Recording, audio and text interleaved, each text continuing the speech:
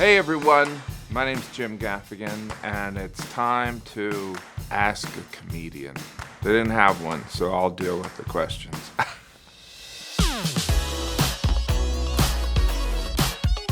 What weird rituals do I need to do before I go on stage?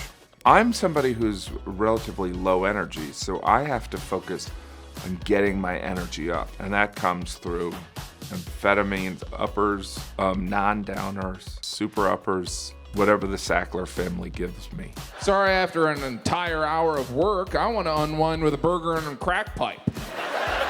What was the first role I ever auditioned for?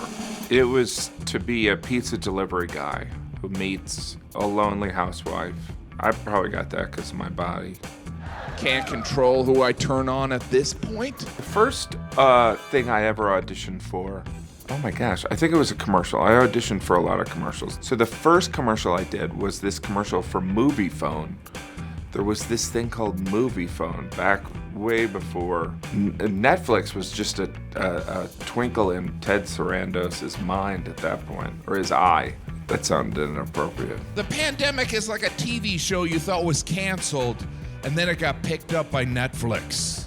The strangest place I've ever performed comedy, performed at a rodeo, like at the rodeo, like there were bulls, you know, and like people being bucked or whatever. I've done like an Orthodox Jewish restaurant where there was a list of words that I couldn't say. Oh, I can't say tuchus. I'm like, well, you know, half my act is tuchus. But that's almost kind of the fun of it as a comedian, is these strange environments. And then you attempt to control it because you want to limit the odds of you just looking like a fool.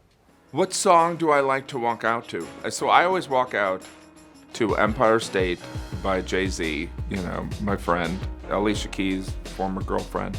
But no, I actually used to walk out to it when it was a new song.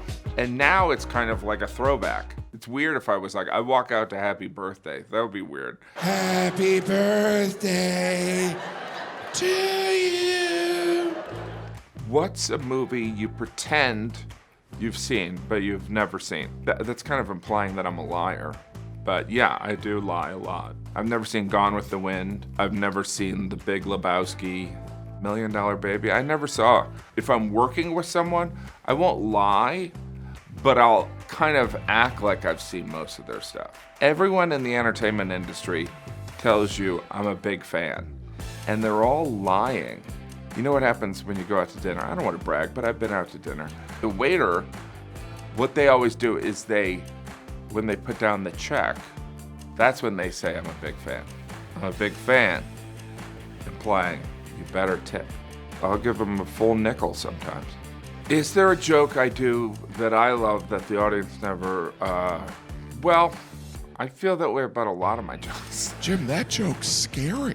The newest joke is usually something that I have a strong affection for, but if they're not going over, they're not going over. So finding a balance of what I want and what other people want. Really, I'm a great guy. I often get mistaken, or I used to get mistaken for Philip Seymour Hoffman. Oh, he was good in Capote. That was always flattering because he was one of the finest actors in the world. People are like, oh my gosh, are you Miley Cyrus? And I'm like, no, I'm not Miley Cyrus. And they're like, oh, sorry. And then I'll snicker because I am Miley Cyrus. Can I read this? It says, you're a Cancer. Do you identify with your zodiac sign, you horrible person, Jim? I like to think I'm a cancer on society. What is a better day in the office? Acting or stand-up? I would say I like doing both of them. I love acting, but it is such an insane pursuit. Auditioning is kind of like stripping, but you don't get $1. And then stand-up is so nocturnal and nomadic and kind of odd, so you become like socially inept. So it's good to do both of them. That's weird. Well, I hope I answered some of your questions and made you feel a little bit uncomfortable. It's time for you to go and watch Comedy Monster on Netflix. It's gonna be great. I love you.